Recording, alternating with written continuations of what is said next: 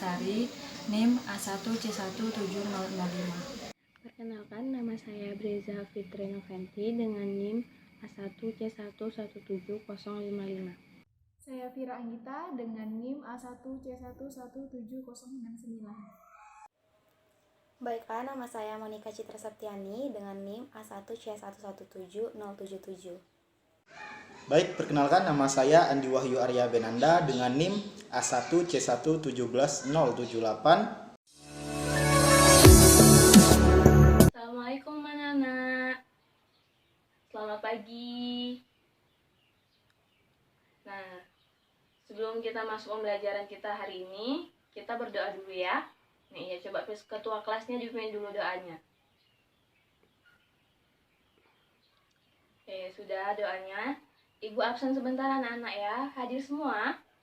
Nah, ya hadir semua. Alhamdulillah ya. Jadi kita harus saling menjaga kesehatan supaya kita bisa menuntut ilmunya di sekolah.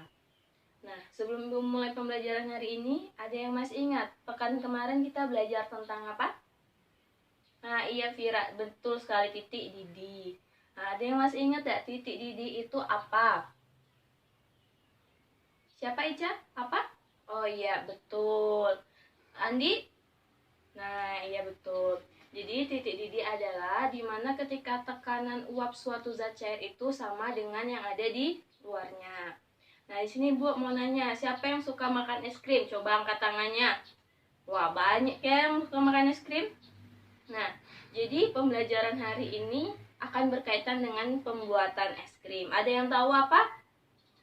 Ayo, apa coba? Nah, iya betul sekali, penerapan titik beku. Jadi hari ini kita akan belajar tentang titik beku dan penerapannya sehari-hari.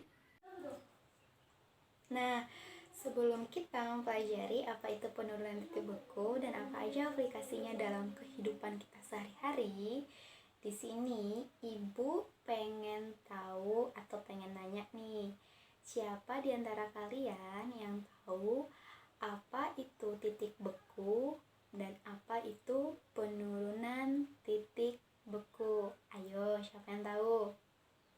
Ya, coba Andi. Iya, benar sekali jawabannya. Makasih Andi. Coba ada yang lain yang menambahkan jawaban dari temannya? Oke, coba Indah. Iya, betul sekali. Pinter-pinter anak ibu nih ya. Makasih ya buat Indah ya. Jadi benar kata teman-temannya bahwa titik beku itu adalah suhu di mana tekanan uap cairan itu sama dengan tekanan uap padatannya. Nah, sedangkan kalau penurunan titik beku itu adalah selisih antara titik beku pelarut dan titik beku larutan, di mana biasanya juga titik beku larutannya itu lebih rendah dibanding titik beku pelarutnya.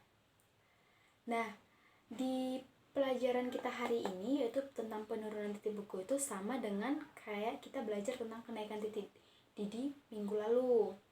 Kalau di kenaikan titik didih itu ada rumusnya. Nah, di penurunan titik beku ini juga ada rumusnya, hampir sama lagi rumusnya, mirip-mirip gitu. Nah, kalau di penurunan titik beku itu rumusnya delta TF sama dengan KF dikali M atau molalitas. Ingat ya, molalitas M kecil, bukan M besar. Nah, di mana di sini KF ini merupakan konstanta penurunan titik bekunya. Jadi, delta TF sama dengan KF dikali M itu merupakan rumus dari penurunan titik beku. Terus, misalnya nih, kalian nanya nih, gimana Bu nyelesain soal kalau misalnya di soalnya itu yang ditanya bukan penurunan titik beku Bu, tapi yang ditanya itu titik bekunya. Nah, kalau yang ditanya nanti, misalnya Ibu ngasih soal, yang Ibu tanya itu adalah titik bekunya, gampang aja, rumusnya itu berarti TF sama dengan TF0 dikurang dengan delta TB. Maaf, bukan delta TB, maksud Ibu delta TF. Nah, di mana TF0 ini merupakan pelarut murni, sedangkan kalau delta TF-nya ini adalah penurunan titik bekunya. Nah, itu merupakan rumus dari kalau misalnya nanti di soal Ibu menanyakan tentang titik beku, bukan penurunan titik bekunya. Jadi udah tahu kan anak-anak? Nah, kira-kira ada yang belum paham belum? Kalau ada yang belum paham atau ada yang pengen ditanyakan, silakan tanyakan ke Ibu sebelum kita lanjut ke materi selanjutnya. Udah paham semua ya? Ya, bagus. Oke, kita lanjut lagi ke materi selanjutnya, yaitu faktor-faktor yang mempengaruhi dari penurunan titik beku. Nah, di sini Ibu pengen tanya nih, ada yang tahu nggak apa aja faktor-faktor penurunan titik beku itu? Ya coba Bereja. Iya, betul sekali. Yang lain, ada yang mau nambahin? Oke, coba Vira. Iya, bener banget yang dibilang teman-teman kalian. Terima kasih ya Mbak Breja dengan Vira yang udah menjawab. Nah, jadi faktor-faktor yang mempengaruhi penurunan titik beku itu, yang pertama ada konsentrasi lautan, yang kedua itu sifat elektrolit lautan, yang ketiga jumlah partikelnya, yang keempat molalitasnya, dan yang kelima itu kemurnian zat. Nah, terus gimana nih ya? Kalau misalnya semakin tinggi kemolalan, maka titik bekunya tuh semakin rendah. Jadi, itu merupakan faktor-faktor yang mempengaruhi dari penurunan titik beku. Nah, tadi di awal pembelajaran Ibu ada nanya nggak sih, siapa aja yang suka makan es krim? Di kelas ini banyak kan yang suka makan es krim, apalagi wanita-wanita, cewek-cewek cantik yang ada di sini suka banget kan makan es krim. Nah, salah satu keunggulan atau manfaat kita mempelajari materi penurunan titik beku hari ini, yaitu kita dapat mengaplikasikannya ke dalam kehidupan kita sehari-hari. Contohnya, kita itu bisa membuat es krim melalui teori atau materi pembelajaran kita hari ini. Baru selain kita bisa membuat es krim, nah, dalam aplikasi sehari-hari yang lainnya tuh kita bisa guna kita mempelajari dari penurunan titik beku ini, yaitu kita tahu bagaimana cara membuat anti beku pada radiator mobil, terus anti beku dalam tubuh hewan, baru anti beku untuk mencairkan salju, baru yang selanjutnya tuh es batu untuk pengawet ikan. Nah, sebenarnya itu masih banyak lagi aplikasinya dalam sehari-hari, dalam kegunaan kita atau manfaat kita mempelajari materi penurunan titik beku ini.